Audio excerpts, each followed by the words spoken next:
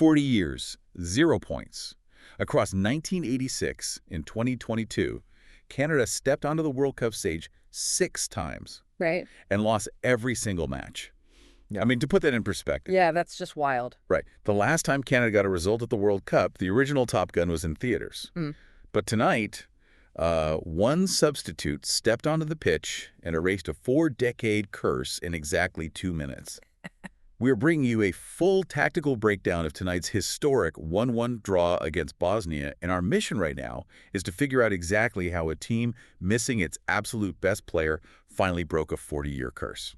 Oh, the eruption inside Toronto Stadium, it was just deafening. Yeah, you could feel it through the broadcast. You really could. Like, you could just feel decades of frustration evaporating into the night sky. I mean, securing that first ever World Cup point wasn't just some tactical achievement. It was like an emotional exorcism for an entire nation. It really was. And, here is where it gets incredibly interesting for you as a fan of the tactical side of the game. Yeah. They made history tonight without the biggest piece on the board. Alphonso Davies. Exactly. Sitting at home with a hamstring injury. And he scored their only other World Cup goal back in Qatar, right? So it really forces the question, does tonight actually prove Jesse Marsch's squad is, well, bigger than its brightest star? I think so. I mean, it is a massive psychological hurdle to clear.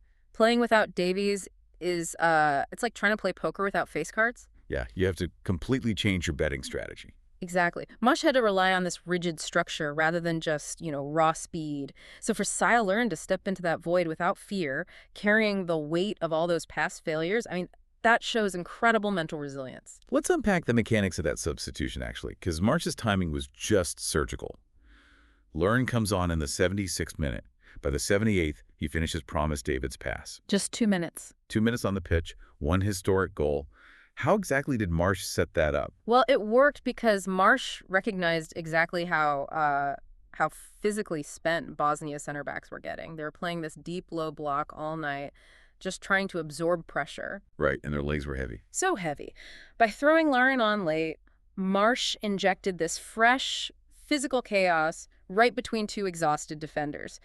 Like, Larin found that half step of space because the defense physically could not close the gap in time. Wow. And, that friction between the two styles brings us to Bosnia's blueprint. Their game plan was rigidly clear from the opening whistle, make the game static and just wait for dead balls. Which they got. Yeah, Lukic buries a header from a corner in the 21st minute. Are we seeing extreme reliance on set pieces becoming the dominant tactical trend of this World Cup? Oh, it is definitely a trend. When teams know they're outmatched in open play, leaning on dead balls, just, it completely levels the playing field. Right, but we have to talk about how close Canada came to outright winning this despite that low block. I mean, especially Richie Laurier's agonizing deflected shot that smashed off the crossbar. Oh, that was so close. And this is where the underlying metrics tell the real story for you. Canada ended with an expected goals, or XG, of 1.25 to Bosnia's 0.98. Which is huge in a game like this. It is. To put that in context, if you run this match through a simulator based on shot quality, Canada wins it 9 times out of 10. They weren't just getting lucky bounces, They were systematically breaking Bosnia down. They absolutely deserved the full 3 points tonight. I hear you on the performance, but I am struggling to understand something about the environment tonight. You've got Ryan Reynolds, Connor McDavid, Michael Bublé, all in the building. It was a total off-pitch circus. Oh, the camera kept cutting to them. Constantly. Yeah. Tell me how that level of Hollywood celebrity pressure isn't a massive distraction for a young squad just trying to focus and grind out tournament results. I will push back on that completely, actually. I think it does the exact opposite. Having those stars in the crowd, it validates the cultural magnitude of the moment for these players. You think so? Yeah, I mean, it turns a football match into a triumphant national story. It tells the squad that the entire country is pulling for them. It fuels them, honestly. Okay, I suppose that energy clearly translated onto the pitch. Wrapping up the match ratings, I'm giving Canada a solid 7.5 out of 10 for resilience, and Bosnia a 6.5 for defensive discipline. Fair enough. Looking at Group B, both teams sit on 1 point.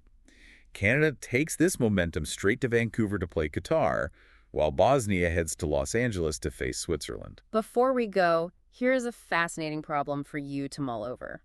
If Marsch's system truly doesn't rely on a single superstar, Davies' eventual return poses a real puzzle. Do you risk disrupting this newly proven chemistry to fit him back in? Think about that as this squad heads to Vancouver. Exactly. And to follow every step of that journey, you need to hit that subscribe button right now. We are breaking down every tactical shift, every heartbreak, and every historic moment as it happens. Keep your eyes on GK Terrace. Because our massive World Cup coverage is just getting started.